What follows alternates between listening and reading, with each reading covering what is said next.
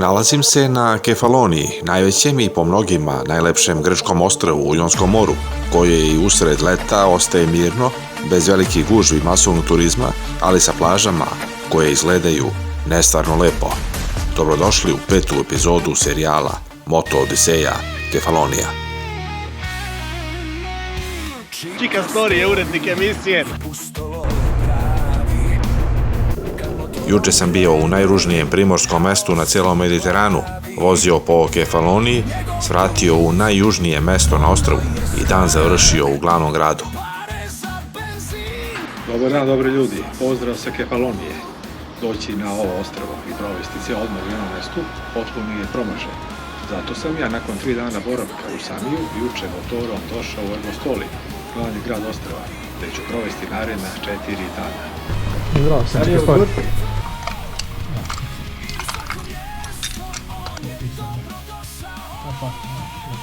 Generalno, putevi na Kefaloniji su dobri, ima dosta krivina i serpentina, na pojedinim mestima su jako uzani, ali i u najzabačenijem selu asfalt je u solidnom stanju. U narednim danima istražit ću sve što Argostoli nudi, od prelepih plaža i salazaka sunca do ukusne grčke hrane i zanimljivih lokalnih priča. Pratite me dok obilazim najlepše lokacije ovog mediteranskog kraja. Izlazim iz zgrade gdje se nalazi apartman. Parking za motor je ovdje. Temperatura je 25 stepeni. Sunčano je, nema oblaka, što je dobro.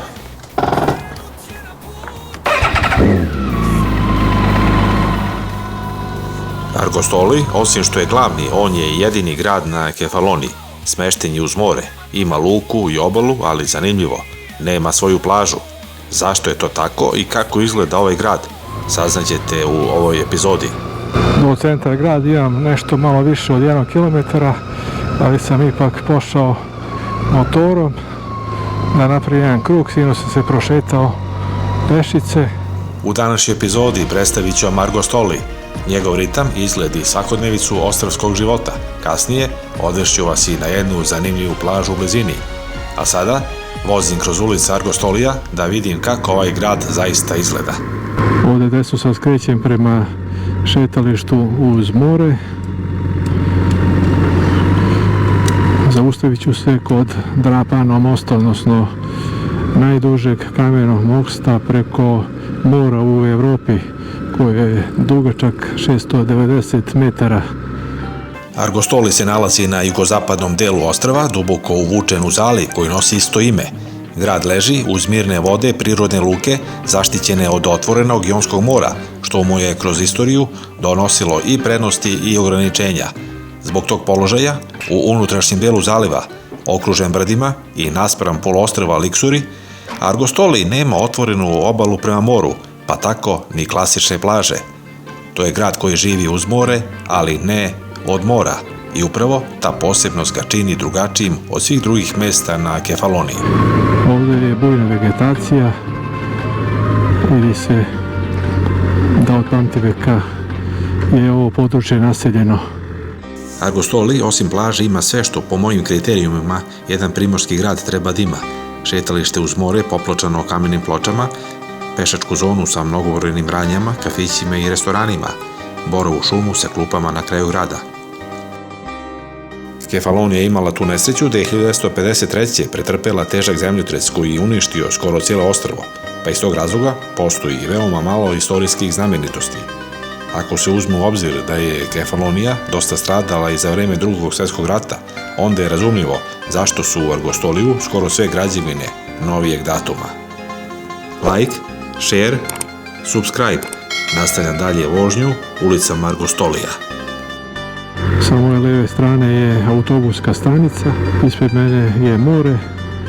Znači, Argostoli se nalazi na poluostrvu. Sa druge strane, odnosno iza mene, je Lasi, najpoznatije turističko letovalište na Kefaloniji, sa najljepšim plažama i najbogatijom hotelskom ponudom. Argostoli, kao što sam rekao, nema uređenu plažu u okviru gradskog jezgra, ali zato odmah pored u Lasiju, udaljenom 2 km od Argostolija, nalaze se najlepše plaže ovog dela ostrva. Danas ćemo pokazati jednu od njih, a u narednoj epizodi onu drugu, još poznatiju. Ono što prvo zapažam je da je grad živ, ima vozila u saobraćaju, ima ljudi, svi lokali lepo rade. Evo sa moje desne strane je taj Drapanov most, odnosno Debositov most. Sada ću negdje tu stati pa da vidimo kako to izgleda. Evo, može ovdje. Parking mesta ima slobodnih dosta, temperatura je preko 25 stepeni, krećem sa predstavljanjem prve atrakcije. Nalazim se na Drapanovom mostu, poznato mi kao Debositov most. Ovo je jedna od najpoznatijih znamenitosti Argostolija. Most je izgrađen 1813. godine od strane Švajcarca Charlesa Filipa de Bosseta. Najduži kameni most preko mora u Evropi, dug 690 metara. Povezuje Argostoli sa suprotnom obalom zaliva i nekada je bio ključna saobraćajna veza ostrva. U današnje vrijeme most je pešačka zona, savršen je za laganu šetnju uz pogled na more i grad. A često se ovdje mogu vidjeti i poznate kornjače Caretta Caretta. Kornjače Caretta Caretta ili glavate želve jedna su od najpoznatijih atrakcija Argostolija.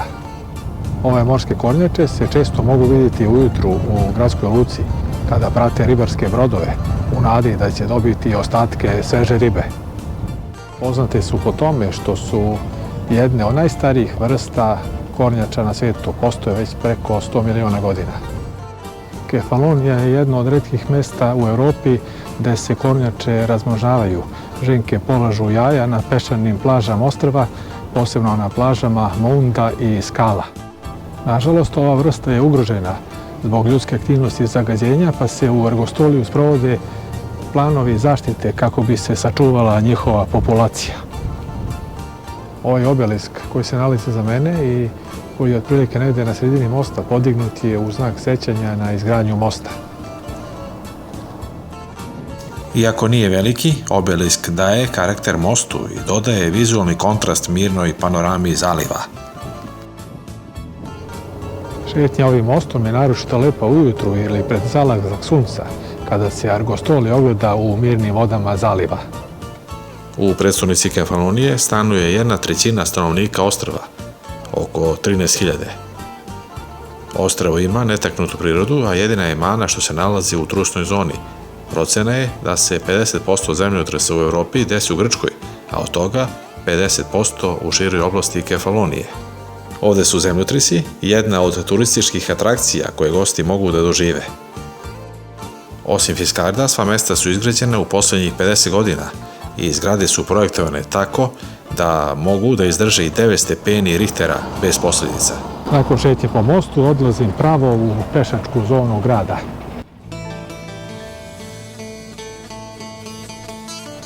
Argostoli je u razornom zemljotresu koji se dogodio 1953. godine gotovo sravnjen sa zemljom, pa ima dosta i novih zgrada.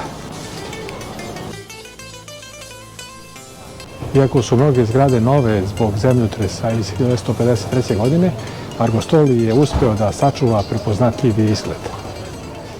Mešavina venecijanske, britanske i grčke arhitekture daje mu posebnu draž.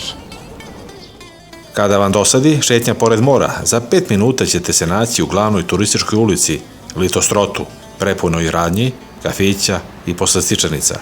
Glavni trg nalazi se u centralnom delu grada i u stvari je veliki plato, oivičen brojnim hotelima i restoranima. Ovo mesto sa razlogom nosi epitet glavnog grada ostrva.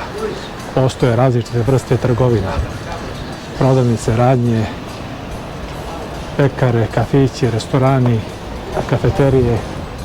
Sve što vam treba možete pronaći ovde.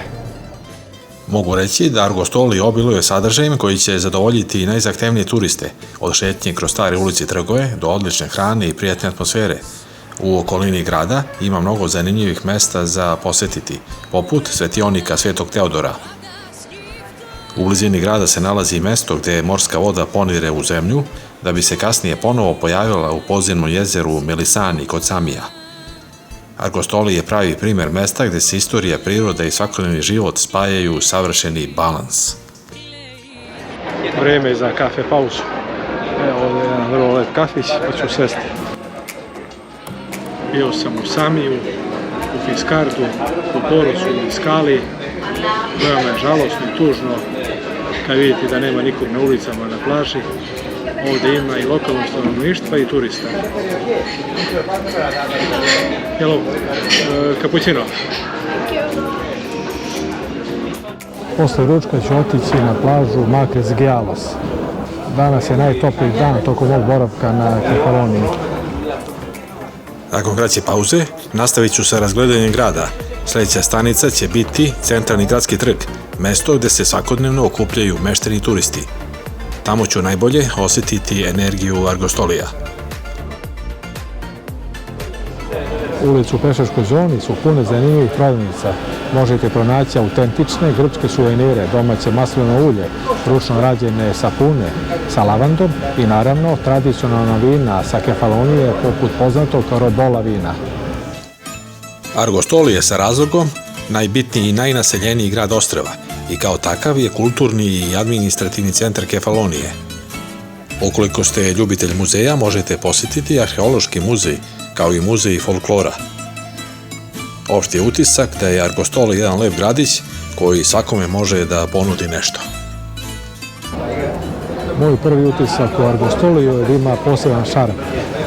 Uske kaldrmisane ulice, kuće sa šarenim fasadama i cvećem na balkonima, a svud oko mene se osjeća onaj pravi opušteni mediteranski duh. Grad je modernizovan, ali i dalje nosi duh stare Kefalonije. Nakon još jedne ture pića, vrijeme je da krenem dalje. Argostoli ima mnogo toga da ponudi, ali o tome gde se ovdje najbolje jede i koliko košta jedan ručak, govorit ću više u narednom videu.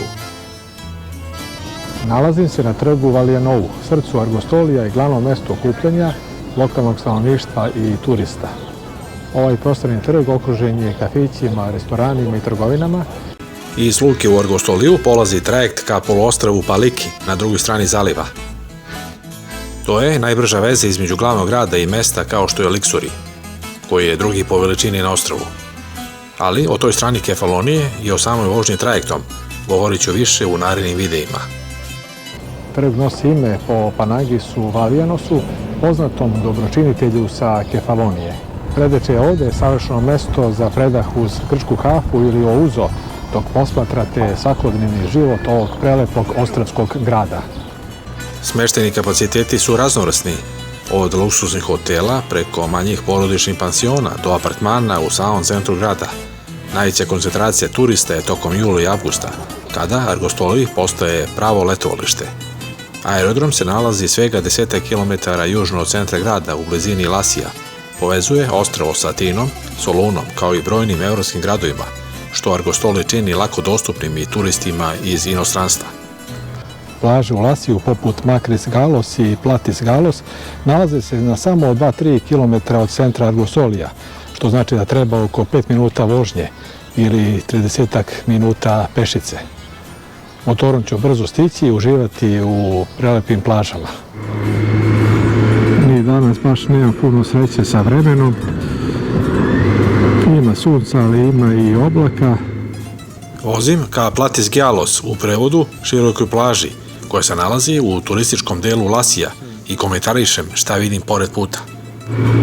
Grill burger, razni marketi, privatni smeštaj, rent-a-car, bankomati,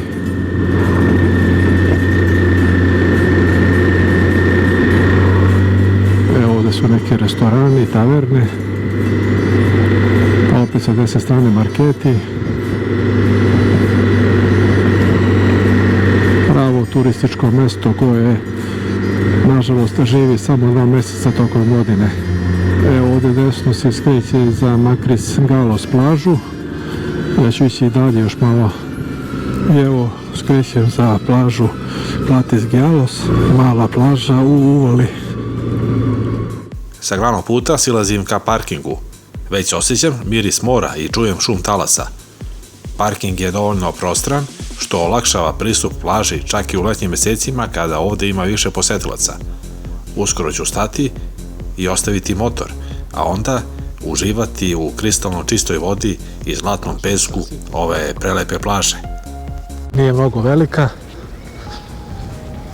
nema talasa, u pozadini borovina i neki hotel ovde sa desne strane. Tu je i teren za odbojku.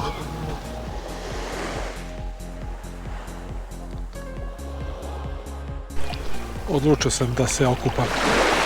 More je dosta hladno, ali prethodnih par dana sam se kupao, tako da sam se već navikao na ovu temperaturu mora. Da skinem majicu pa u vodu.